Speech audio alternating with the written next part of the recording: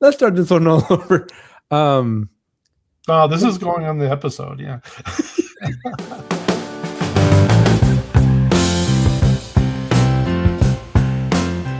Welcome back, everybody, to the DevOps Roundup podcast. Today, we're going to continue our learning journey on Git, and we're going to jump into even harder topics, kicking things off with Git rebasing. If you haven't already, please make sure you hit that subscribe button, drop a like, and Shawn, you ready to get more advanced?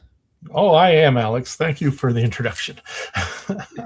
So when we last left off, we had just finished the concept of merge, I believe.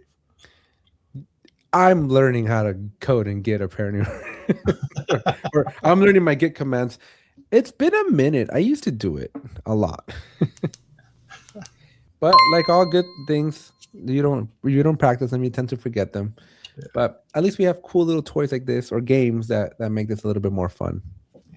Yeah, to me, it's all muscle memory by this point. I just don't write enough code anymore. Like I used to.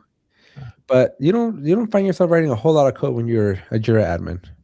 That's not as much as you used to anyway. I still live in data center world, so I'm often writing not necessarily code but scripts. Right. Yeah, I remember being a scripter. It was fun. It was a lot of fun. But Git rebase. This is a scary word. I guess it could be. What scares you about it? You can really screw things up if you're not careful. I guess, yeah. But it's fairly easy to recover from it. Like all good things in life, as long as you got a good backup plan, right? So, what exactly is Git rebasing? So, it's a second way of combining work between branches. A second way. So merge was one way. So rebasing is basically another way. It essentially takes a set of commits and copies them and plops them down somewhere else. Which, again, unless you do this visually, it can be a little bit more daunting. It is confusing. Yeah. It can be confusing learning this for the first time, and a lot of other, I guess, legacy version control tools had the concept of rebase, and they did not approach it the same way that Git does. Yeah. It's just when you're working with other teams, right? There's so many moving parts that it's easy for you to it's easier for you to digest the changes you made. But once you got other people's changes, like it just becomes a little bit more of a behemoth to manage. Yeah, so basically rebase, you'd use this if you wanted to stay up to date with other people's changes. So typically this would be like a feature branch or something that you're coding alongside. And instead of merging your code to the feature branch, this would be catching your code up with a feature branch. Yep. All right. Well, let's see it in action. That's how bad I can screw it up this time. So we have two branches yet again.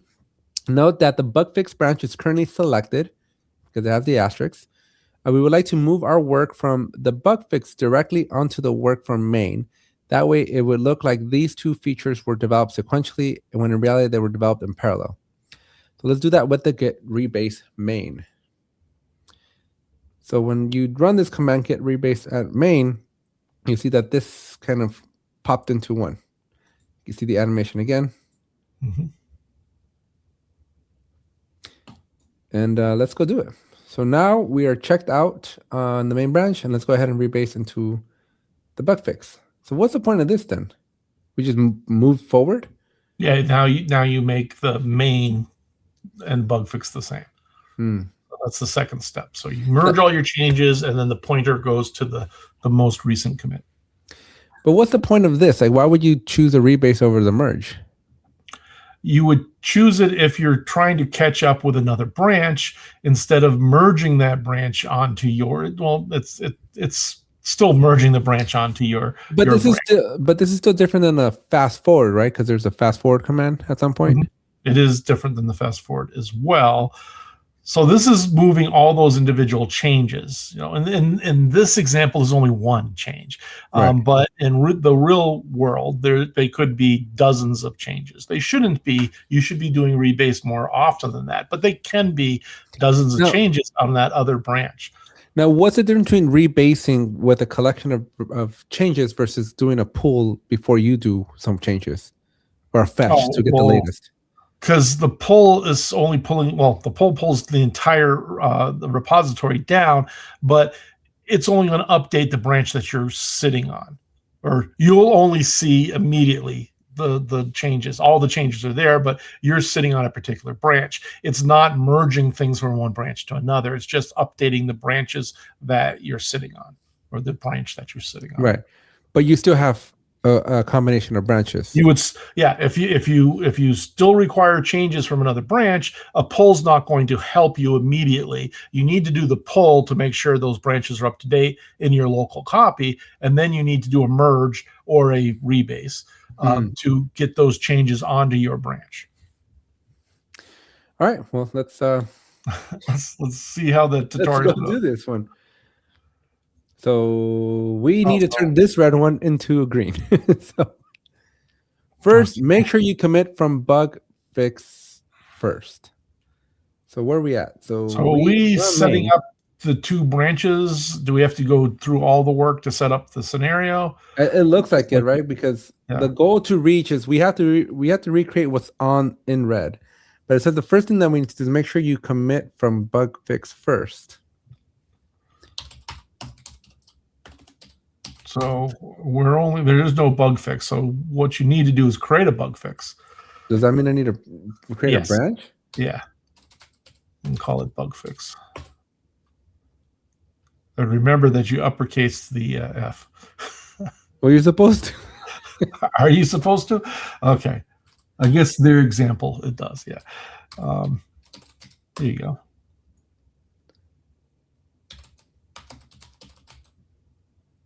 Am I making another commit?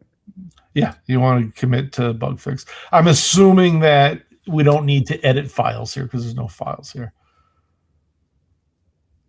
Well, you don't commit the branch. You just do. You're sitting on bug, so just git commit. Sounds like this is why you're not an employee of Release You. Hey, I did not think that.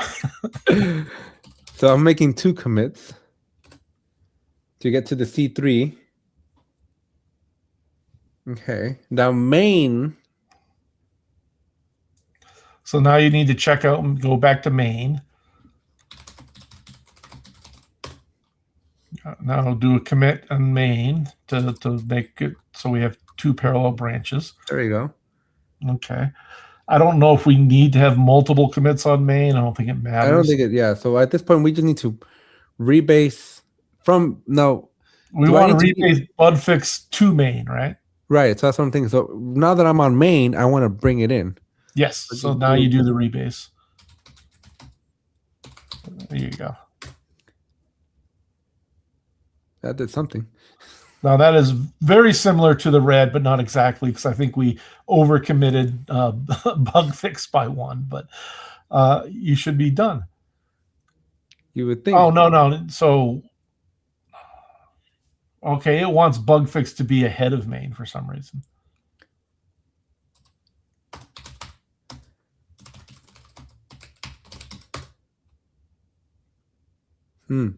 So all I did was go that way. How do I get you forward? Now, what you want to do is do a commit on bug fix. Okay. Now let's do the rebase the opposite way, which is interesting because so we're very close to the goal, except for we have a couple extra commits in there. It's interesting because in the lesson leading up to this practice session, or the lab, I guess, it had you merging bug fix into main, not merging main into bug fix. Oh, well, we follow the instructions. No, why would we do that? Let's start this one all over. Oh, this is going on the episode. Yeah. Okay, no, we're saying in English. We don't need to change. How do I undo this whole thing? How do you Restart. undo it? It's not a command. Well, no, restart's not a git command. No, I was hoping I can just like restart this lesson. There we go. Okay. This time I'm gonna do the instructions. Yes. Okay. Instructions. Say to survey says, check out a new branch called You did bug. that. Yeah. No, pues. Git checkout -b. Can I do that? Yeah, you No. can do that. If I could spell though. Oh. I did not catch that extra letter. Okay. If I could spell. Now I only want you to commit once. All right, commit only once. There you go. Go back to main and commit again. Mm-hmm. Ah, pues. No, you don't need to say main. You just commit. Yeah. Now I want you to jump back to bug fix and then rebase. Mm-hmm.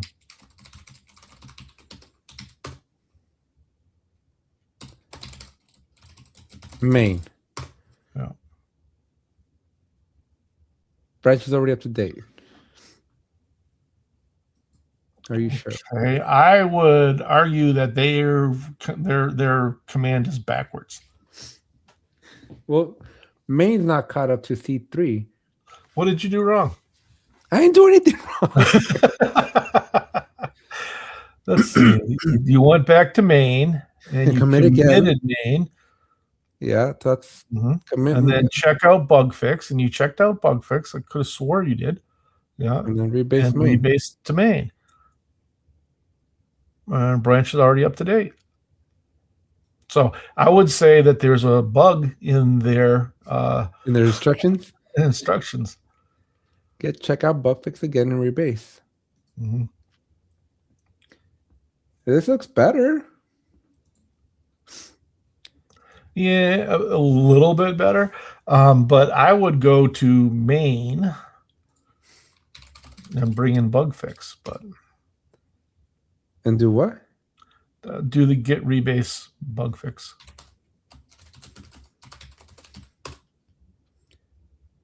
There you go. And then for some reason, it wants you to jump back to bug fix and make one more commit.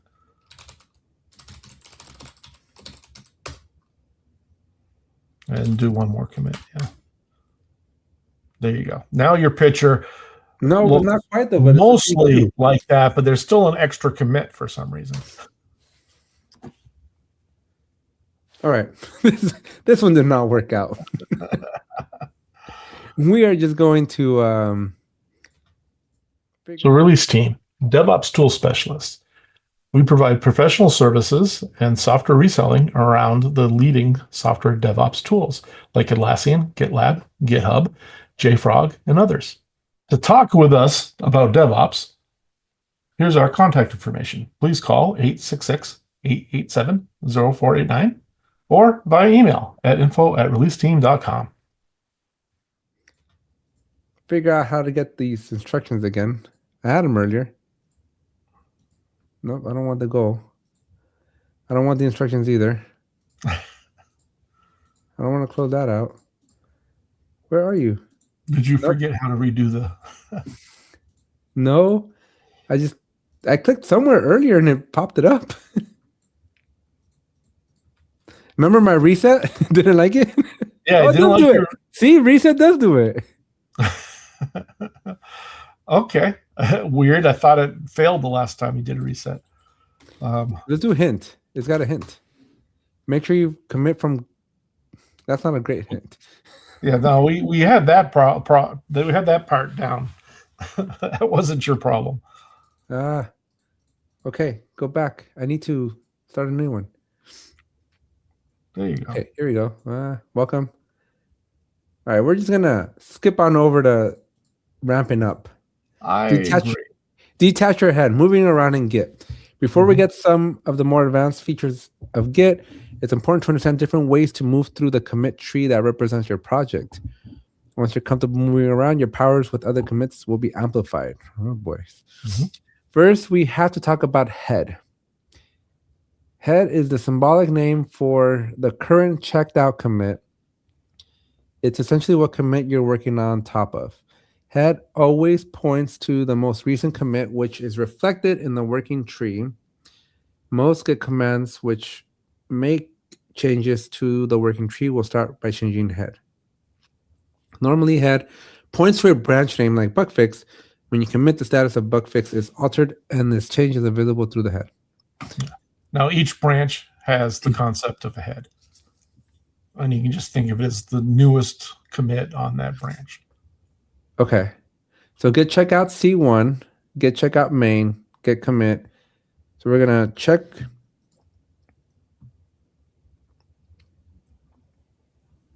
See, head was hiding underneath our main. So it basically just says the latest commit.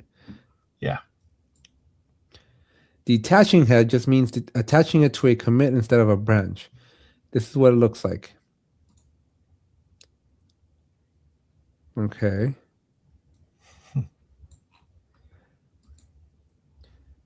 What was the point of that? I think you needed to scroll down on that one. No, I did. Did there wasn't anything else. See, and now it's head is C1. Yeah, because so you did a commit and head follows you. Yeah. I guess that's what it was trying to. Let's detach the head from bug fix it. Okay. So basically it's detaching the head from the branch and it's putting it on the commit.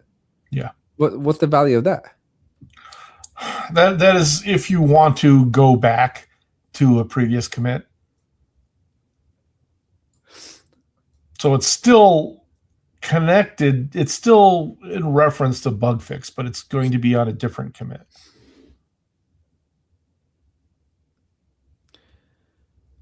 Use the label hash on the commit for help. You want to look at the instructions first before you? It did, but it didn't help me anything. Oh, I didn't notice that. To complete this level, let's detach head from bug fix and attach it to the main commit. Specify this commit by its hash. So what is the hash? Holy moly, am I clicking on things and this does this? Oh, look, I can just click on them and commands happen. Oh boy. I don't see it referring to anything by the hash though. And what is reset doing anyway? Is it bringing you back to the beginning of the tutorial? I think it's a restart. No, it's a reset. Yeah, reset brings you back. I moved. When you click. Oh. How'd you solve it? I don't know. I didn't see you doing anything. I clicked on referenced anything by the hash. That was a dumb one. You saw this level in one command. Our solution uses. Our solution uses one. So I guess they didn't want you to type commands. They wanted you to click through it. This whole time, I'm suffering over here writing commands, not knowing. No, I think it's worthwhile to type. I think so too, because you don't get a mouse when Git. Yeah.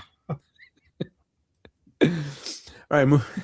Basically, all I did was click on that. Let me see if I can go back. I mean, this thing's like impossible to navigate. That's the language. Well, at least this episode. Well, no, was it this? Yeah, we kind of got Christmas colors going here for our Christmas episode. Okay, so all I did to solve this one. Okay, so what it wants you to do is it wants you to call out the. So I'm assuming git checkout. Okay, so I'm assuming it just wanted me to do git checkout C4 because all I did was click on C4. And that's what happened. Okay. Yeah. Like C4, like the commit itself. Yeah, and that's all you needed to do. Now, in real Git, the hash is never going to be as simple as 2 digits. Right. Usually you get away with 4 digits, but it's rarely going to be a 2-digit. That one was not easy. Okay. Now relative refs, because I think we just have time for just one more here. Moving around Git for specifying commit hashes can get a bit tedious, no doubt. In the real world, you won't have a nice commit tree visualization next to your terminal, so you'll have to use git log to see the hashes. Furthermore, hashes are or used. many other optional Git GUIs, like our friends from Git Kraken and others. Yeah, the source tree is the one that I used to use Mhm. because I was a Atlassian shop. Last thing, yeah. Does GitHub have a nice little visualization? It does, and so does GitLab. Yeah. Okay. Furthermore, hashes are usually a lot longer in the real Git world as well. For instance, the hash of a commit introduced in the previous level is all that hexa value. Doesn't exactly roll off the tongue. The upside is that Git is smart about hashes. It only requires you to specify enough characters of the hash until it uniquely identifies a commit. So I can type fed2 instead of the whole string. Yeah. Like I said, specifying the commits by their hash isn't the most convenient thing ever, which is why Git has relative refs. They're awesome. With relative refs, you can start somewhere memorable, like a branch, and work from there. Relative commits are powerful, but we'll introduce two simple ones here. Moving upwards one commit at a time, and then moving a number of times. Mm-hmm. Let's look at the caret operator first. Each time you append to the ref name, you are telling Git to find the parent of the specified commit. So saying main caret is equivalent to the first parent of main. Main caret is the grandparent. Second generation. Let's check out the commit. This is not confusing at all. How do people? No one uses it exactly this way, or few people use it exactly this way. Who and why? Well, because you may have committed something that didn't work, and you just want to go back one version. Simple answer, Shawn. That's a great answer. All right, so Git checkout main up one. It's going to move the head up one. Mm-hmm. Boom, done. Way easier than typing the git commit hash. Yeah.